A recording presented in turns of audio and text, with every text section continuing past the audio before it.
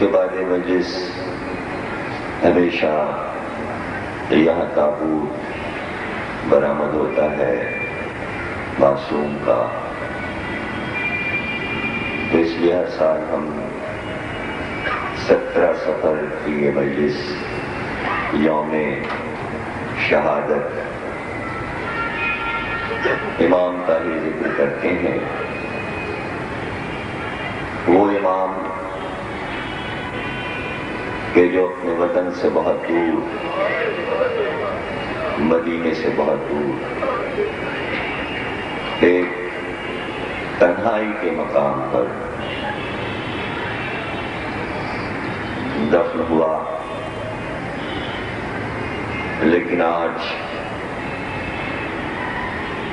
ایک عظیم الشان روضہ آپ کی قبر کے گرد بنا ہوا ہے، جسے دیکھ کر عقل حیران ہوتی ہے۔ اور ہر سال عمارت میں اضافہ ہی ہوتا جاتا ہے اور صحن اس کے آگے بڑھتے جا رہے ہیں۔ جیسے جیسے روضے کی وسعتیں بڑھ رہی ہیں تو پھر مجمع کم لگنا چاہیے تھا، لیکن ہر صحن زائروں سے بھرا ہوا، اس لیے کہ زائروں کے دل بھرے ہوئے ہیں۔ جب کہیں نہیں پہنچ پاتے تو اس امام کے پاس پہنچ کر یہی کہتے ہیں کہ آپ کے جد رسول اللہ کا روضہ ایسا نہیں بن سکا۔ جنت البقیع میں ائمہ کے روضے نہیں بن سکے، لیکن کاش کہ سارے امام اپنی زندگی میں مدینے کو چھوڑ دیتے، عرب کو چھوڑ دیتے، تو آج سب کے روضے امام رضا جیسے روضے ہوتے۔ بدبخت امت، منحوس امت، کمبخت امت صرف اس قوم کی اصلاح کے لیے قربانیاں دی اور وطن کو نہیں چھوڑا، ورنہ وہ کرتے جو رسول نے کیا، مکے کو چھوڑ دیتے، مکے والوں کو دھتکار دیتے، جیسے رسول اللہ نے رسوا اور ذلیل کیا مکے والوں کو، مکے کو چھوڑ کر مدینہ بسایا۔ لیکن رحمت للعالمین کی اولاد تھے، رحمت کامل نہ ہوتی اگر یہ عمل ائمہ نہ کرتے کہ مدینے کو نہیں چھوڑا۔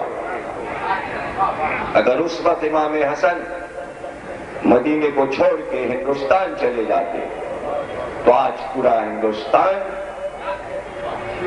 علی کے ماننے والے ہوتے، ولایہ علی میں سرشار ہوتے۔ یہ دوسری بات ہے کہ حسین کی محبت میں وہ سرشار ہو گئے اور ولایہ علی کو ہندوستان والے پا نہ سکے۔ ہندو ہندوستان کا حسین کا عاشق بنا، اس لیے عاشق بنا کہ آج تک مسلمان یہی نہ سمجھ سکے کہ معصوم کی زبان سے نکلا ہوا ایک چھوٹا سا جملہ بھی کائنات کا منشور بن جاتا ہے۔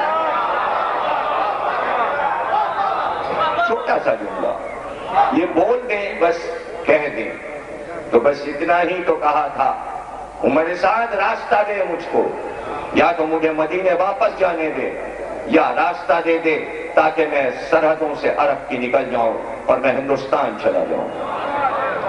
بس اتنی سی خواہش کی تھی، امت سے کہا تھا ہمیں ہندوستان چلا جانے دو، تو ہندوستان والوں نے اپنے دلوں کو کھول کھول کے عزاخانے بنائے۔ آئیے دل کھلے ہوئے۔ اب یہاں ملائیت کی باتیں مت کیا کیجیے کہ کلمہ پڑھا کہ نہیں پڑھا۔ شرط محبت میں کلمہ نہیں ہے،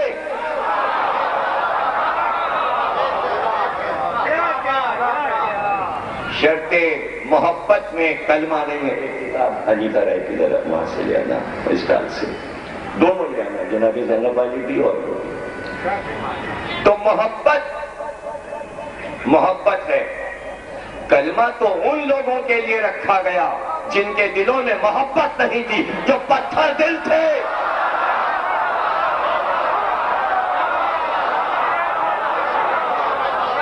ان کو احساس دلانے کے لیے کہ کائنات کا مالک کوئی ہے اور وہ تم سے سوال و جواب کرے گا, تمہاری کفر پرستیوں پر جہنم میں تمہیں ڈال دے گا, اس کے کلمہ پڑھو اور مسلمان ہو جاؤ. کافر سے کلمہ پڑھوایا جاتا ہے, مومن سے کلمہ نہیں پڑھوایا جاتا. چونکہ عرب میں سب کافر بچتے تھے, اس لیے کلمہ ان سے پڑھوایا گیا. جاہل, احمق, بدعقل کہتے ہیں. ابو طالب نے کلمہ پڑھا, امت کے لیے کچھ اور ہے, خاندان والوں کے لیے کچھ اور ہے. خاندان کے کسی فرد سے رسول نے کبھی نہیں کہا کہ کلمہ پڑھو, اور سر کٹا دوں اگر کوئی دکھا دے کہ کبھی کسی وقت رسول اللہ نے اسلام آنے کے بعد خدیجہ سے کہا کلمہ پڑھ لو, علی سے کہا کلمہ پڑھ لو, ابو طالب سے کہا کلمہ پڑھ لو, حمزہ سے کہا ہو کلمہ پڑھ لو. اپنے پیمانوں پہ ناپنے والوں, کلمے کی دنیا میں ندی کو اتارا تھا, کلمے کی چھاؤں میں اتارا تھا. تم کلمہ ہی نہ سمجھے کہ کلمہ کیا ہے, لفظ ادا ہو جائے وہ کلمہ ہے. کلمہ, اللہ نے قرآن میں لفظوں کو کلمہ نہیں کہا, عیسیٰ کو کلمہ کہا. اس سے بڑا کلمہ محمد تھے, جو اٹھتے بیٹھتے گھر والے محمد کہہ رہے, یہی تو کلمہ ہے. محمد ادھر آؤ, محمد میرے سینے سے لگ جاؤ, یہ کلمہ ہے, اسی کو کلمہ کہتے ہیں. فاطمہ بنت اسد پکار رہی ہیں محمد, ابو طالب پکارے محمد. اب بھی کسی کلمے کی ضرورت ہے. باہر صحیح بخاری اور باہر صحیح مسلم. کاش کہ اس زمانے میں مدرسے ہوتے تو مدرسوں میں امام بخاری اور مسلم پڑھ لیتے تو کچھ تو تعلیم ان کی ہو جاتی.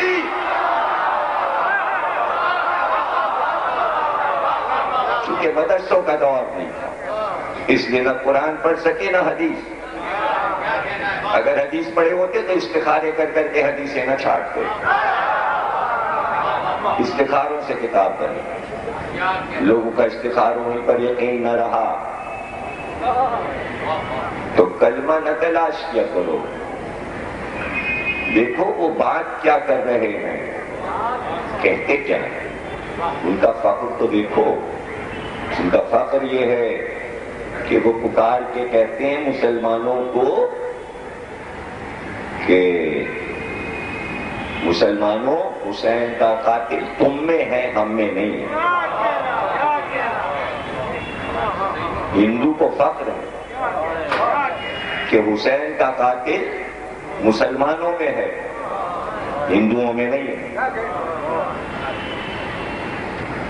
اور جو پیار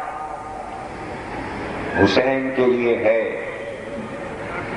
مسلمانوں سے نفرت کرتے ہیں, حسین سے پیار کرتے ہیں.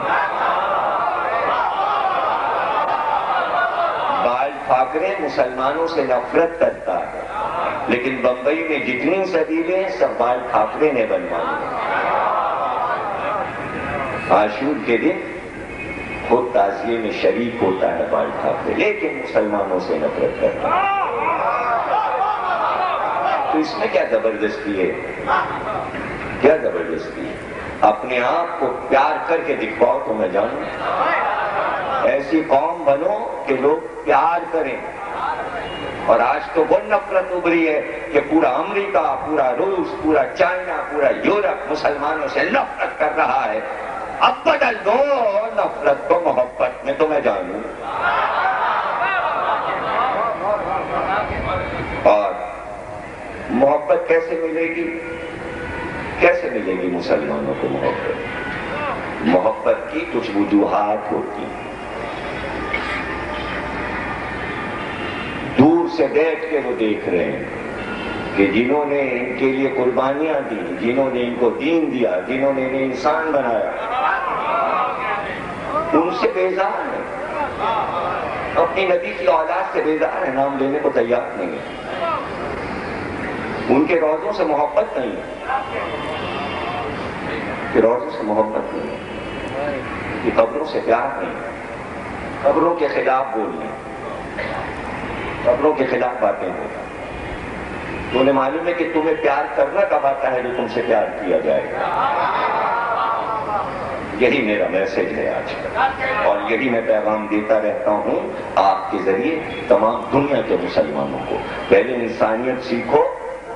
وہ دور ختم ہو گیا جب گھوڑے دوڑاتے ہوئے تم چلے جاتے تھے اور ملکوں کو تہس نہس کر دیتے تھے۔ دور ختم ہوا، تاریخ دفن ہو گئی، اکھاڑ کے پھینک دیا کافروں اور مشرکوں نے تم کو۔ اب تم فتوحات نہیں کر سکتے۔ ختم ہوا دور خلافت، ختم ہوا اسپین کی فتح، ختم ہوا ایران کی فتح کا دور۔ اب کسی ملک میں تم گھس نہیں سکتے۔ جو ملک سرحد تمہیں بند کر دے تو تمہیں پاسپورٹ نہیں مل سکتا، جہاز سے واپس کر دیا جاتا ہے۔ اب کیا فتوحات کی بات ہے؟ اب کون سا ملک پتہ کرو؟ کہاں ہے غزنوی کا جاہ و جلال؟ کہاں ہے غوری؟ کہاں ہے خلجی اور دولت حکومتیں؟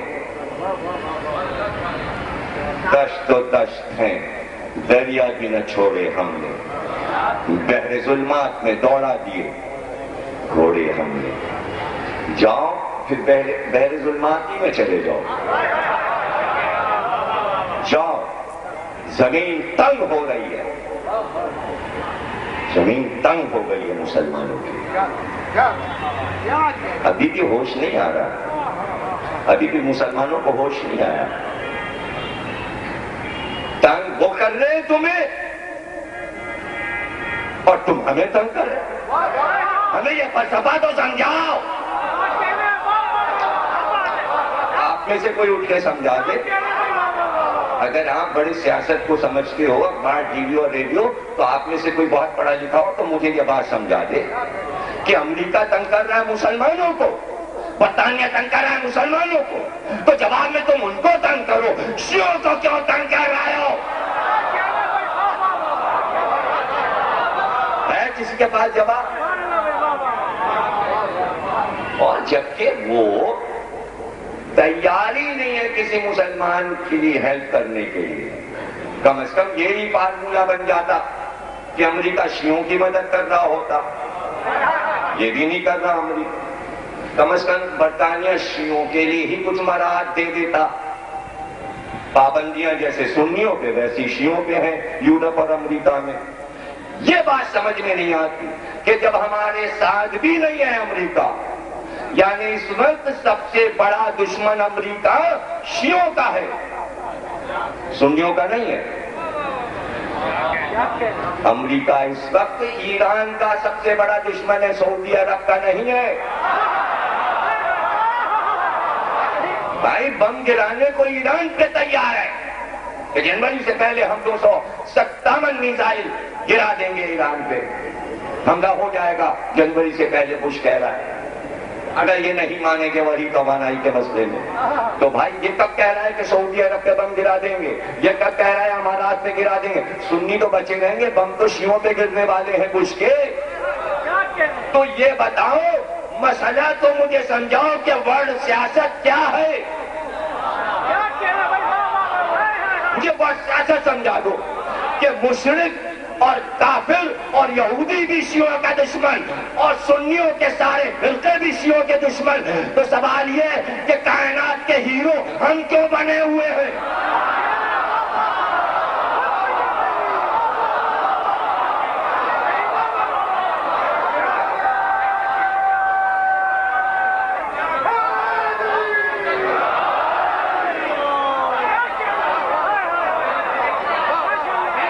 ایمن وقار صاحب آرمی سے تعلق، ہم ہیرو کیوں بنے ہوئے؟ یہ عراق اور ایران کو مرکز بنا ہوا ہے۔ آپ سمجھو، جو پڑھتے ہیں وہ جانتے ہیں کہ جیسے جیسے ظہور قریب آتا جائے گا، جنگ کا میدان ایران اور عراق بنے گا۔ ہم تھوڑے سے صحیح، ہم ذرا سے صحیح 20 کے رکھ دیا، ارے اتنے ہیں، کتنے ہیں، ارے پاکستان میں کتنے ہیں، ارے 10% ہے، 15، ارے ہم 1% صحیح، حالانکہ ہم 80% بحرین میں، 80% عراق میں، 40% شام میں، 35% سعودی عرب میں، 50% پاکستان میں، لیکن چپ ہے اس لیے نہیں کہتے کہ نظریں نہ لگے۔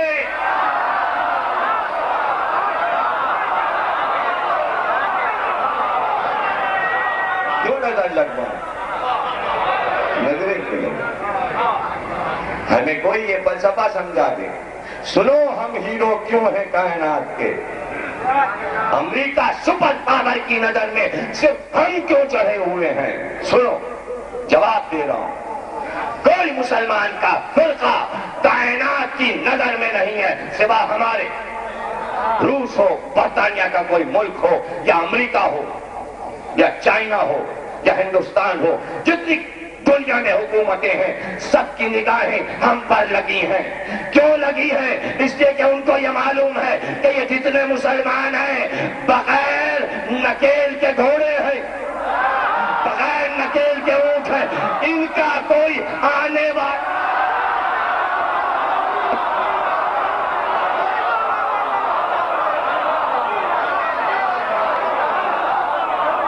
کوئی آنے والا ہے، اور ان کو یقین ہے، ہمارے یقین کو دیکھ کر ان کو یقین ہے کہ یہ 1400 سال سے انتظار کر رہے، آئے گا تو سیدھا ان کے پاس آئے۔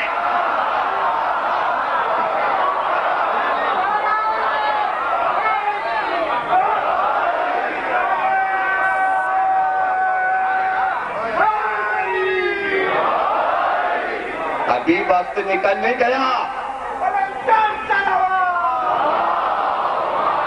ابھی وقت نکل نہیں گیا، ابھی وقت ہے۔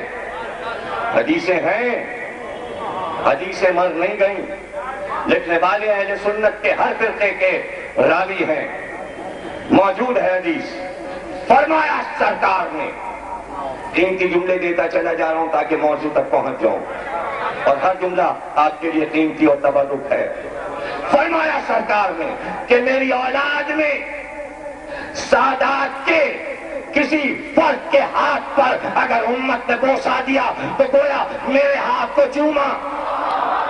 ہلکے مت پڑھو، ہمیں ہلکے لوگ پسند نہیں، ہمیں بھاری بھرکم لوگ پسند ہیں۔ تم اپنے کو سمجھ کے بیٹھ جاؤ۔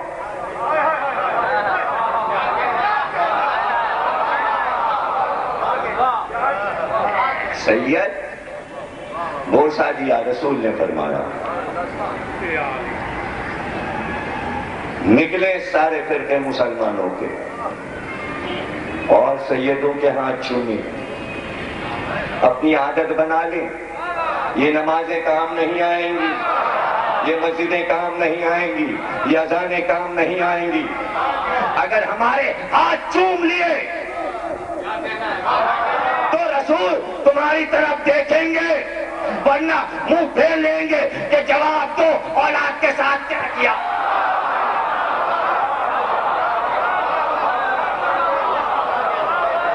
میں نے دو چیزیں چھوڑی تھی، قرآن اور اولاد۔ یہ مسلمانوں کا امتحان ہے۔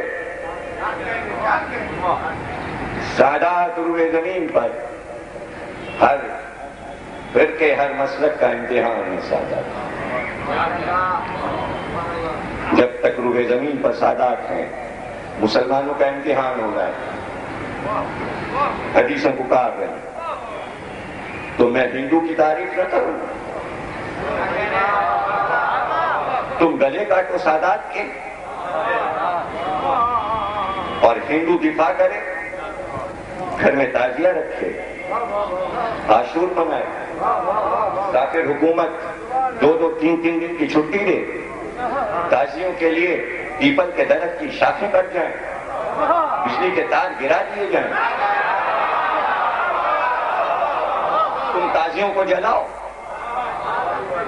تم ذوالجناح کو مری میں گولی مار دو، تم امام باڑوں میں بم پھاڑو، تم روزے گرا دو، اور پھر تعریف کرو، قصیدہ پڑھو۔ کیسے قصیدے؟ کہاں کے قصیدے؟ زبانوں پہ پابندی نہیں لگ سکتی۔ جو کچھ ہو رہا ہے ٹیلی ویژن پر، جو کچھ ہو رہا ہے اخباروں میں، سب ہماری نظر میں، ابھی موقع ہے سدھر جاؤ۔ اہل بیت ایسی جگہ ہے، اتنی اعلیٰ جگہیں کہ ایک جملہ بھی ان کے خلاف بولو ان کے وقار میں کوئی کمی نہیں ہوتی، لیکن ہم جو اس سے سوال طلب کرتے ہیں وہ صرف اس لیے کہ احساس دلانے کے لیے کہ یہ نہ سمجھنا کہ بارش نہیں ہے۔